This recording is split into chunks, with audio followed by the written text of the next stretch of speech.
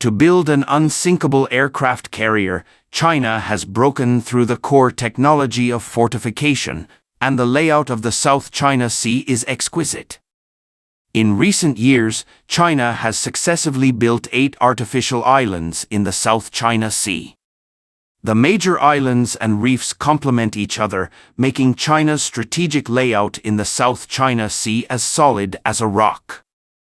However, with the increasing activity of the United States and the Philippines in the South China Sea, there are more uncertainties in the sea area. In order to further strengthen the strategic response capability, China has broken through the island fortification technology and will build more unsinkable aircraft carriers in the South China Sea. So, what is island and reef fortification? What is its special significance for China's strategic deployment in the South China Sea? Let us take a closer look in this video. China's South China Sea is vast, with the 10-dash line as the boundary, and its territorial waters are as high as 2.1 million square kilometers, including 230 islands and reefs in the sea area. This sea area is a major transportation route connecting the Indian Ocean and the Pacific Ocean, and it is also the region with the richest oil and gas resources in the world, with a very prominent strategic position. However, the geopolitical relationship in the South China Sea is very complicated. In addition to China, it is also surrounded by 8 countries such as Vietnam, the Philippines, Malaysia, and Indonesia. In the 1960s and 1970s, neighboring countries such as Vietnam and the Philippines began to continuously occupy islands and reefs in the South China Sea in order to obtain more resources and occupy more favorable positions in the South China Sea. In order to safeguard its maritime rights and interests, China has gradually recovered dozens of islands and sandbanks in the past decade. In order to further control the South China Sea, strengthen military deployment, and improve the living environment of personnel stationed on the islands, China started land reclamation activities on South China Sea islands and reefs such as Yongxing Island and Meiji Reef as early as 2009. In 2013, the island-building artifact Tianquan was successfully launched, and China also officially announced the implementation of land reclamation projects in the South China Sea in 2014. After just 18 months of construction, 7 stable outposts were successfully reclaimed in the Nansha Sea, including Meiji Island, Yongshu Island, Zhubi Island, Huayang Island, Chigua Island, Nanshuan Island, and Dongmen Island, with a total land reclamation area of up to 12 square kilometers. Among them, Meiji Island currently has a permanent land area of up to 5.66 square kilometers. The island has a large airport with a runway of 2,660 meters, as well as modern facilities such as docks that can accommodate 10,000-ton ships. The island is more than 1,300 kilometers away from Guangdong Province, China, but only 240 kilometers east of Palawan Island in the Philippines. And Meiji Island is only about 190 kilometers northwest of Zhongya Island. After the Philippines occupied Zhongya Island in 1971, it regarded it as a strategic center in the South China Sea. Meiji Island happens to be located halfway from the Philippines to Zhongya Island from Palawan Island, and is China's first frontier position for maintaining security in the South China Sea. 295 kilometers west of Meiji Island is Yongshu Island, which has a reef area of up to 108 square kilometers. After construction, Yonglu has reached an area of 2.8 square kilometers, nearly 6 times the area of Taiping Island, and its shape is more like an aircraft carrier. An airport with a runway of 3,160 meters is built on the north side of the island, which can take off and land large long-distance transport aircraft such as the Y-20. In addition, China has built aprons associated with Yongshu Island on 4 artificial islands: Huayang Island, Chigua Island, Nanshuan Island, and Dongmen Island. The islands and reefs are interconnected, and the surrounding situation can be grasped in the airspace at the first time. On the northeast side of the island, due to the initial port with an area of 0.7 square kilometers, tens of thousands of tons of oil tankers and various ships can be moored.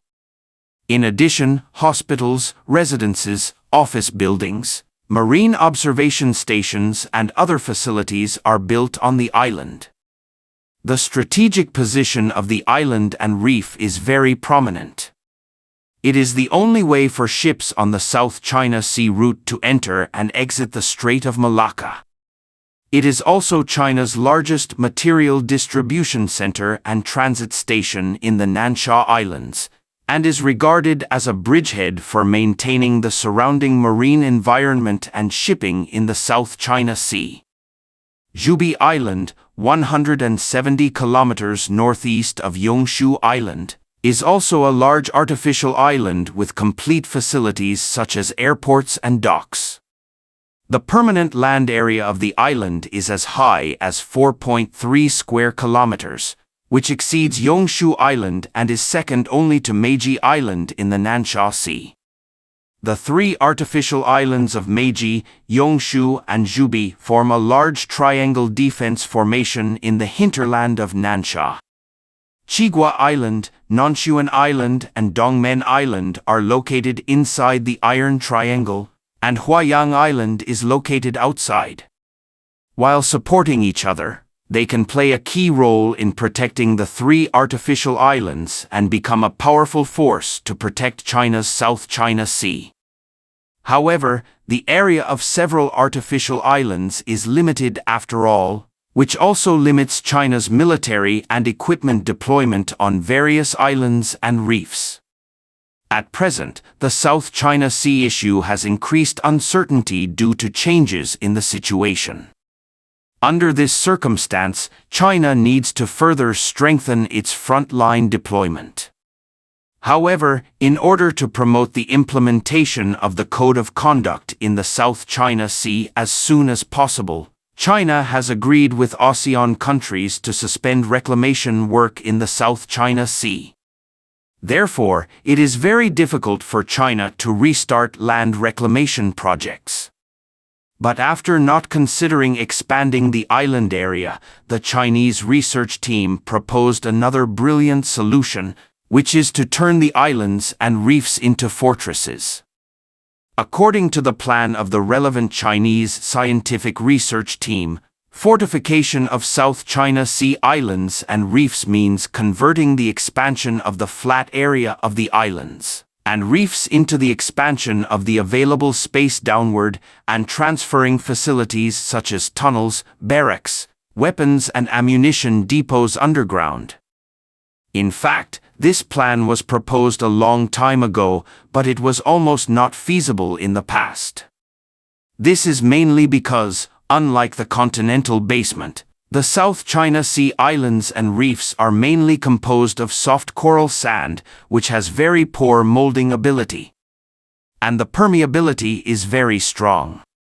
If underground fortifications are built, only serious water seepage or collapse will occur. Not only will the underground facilities be difficult to preserve, but the surface buildings will also lose their support and be destroyed. However, this time, experts proposed that when digging tunnels downward, cement slurry can be injected into the ground through vertical pipes. Under high pressure, the slurry will fill the gaps between the soft gravel, and after solidification, it will become an indestructible cement wall. While preventing gravel from seeping and collapsing, the cement wall can also prevent problems such as seawater corrosion. If this idea can be implemented, then multi-layer tunnel buildings can be built under many vertical reefs to hide more military deployments underground.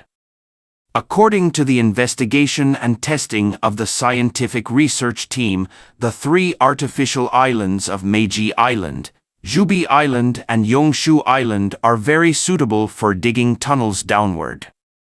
The tunnel entrances can be located at both ends of the airport runway, and the tunnels are hidden under the runway. In this way, the islands and reefs can be divided into two layers. The lower layer is used to store weapons and ammunition and key facilities.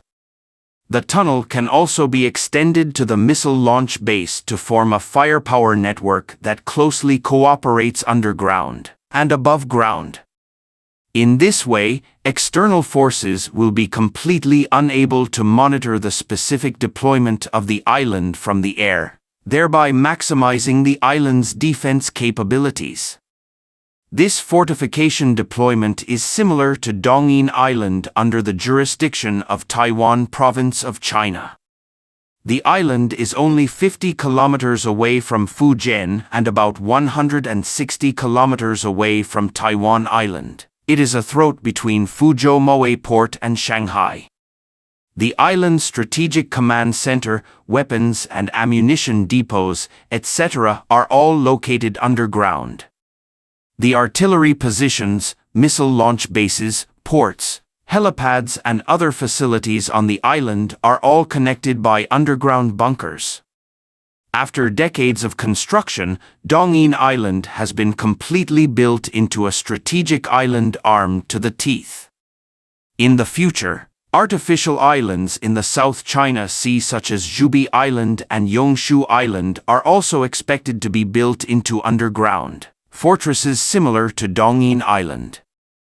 At the same time, under the strict isolation of cement tunnels, it can also reduce the corrosion of equipment such as aircraft and armored vehicles from tropical environments such as high temperature, high humidity and high salt, thereby extending the life of equipment and contributing to its strategic value. In this way, strategic islands and reefs such as Meiji Island and Yongshu Island will truly become unsinkable aircraft carriers in the South China Sea. In addition, living and entertainment facilities can be built on the ground. In the future, with the continuous optimization of infrastructure, major artificial islands are expected to become modern cities on the sea, which can provide support for China's development of fisheries and oil and gas resources in the South China Sea. Thank you for watching. If you enjoyed this video, don't forget to like, comment, and subscribe to our channel for more great content. See you next time.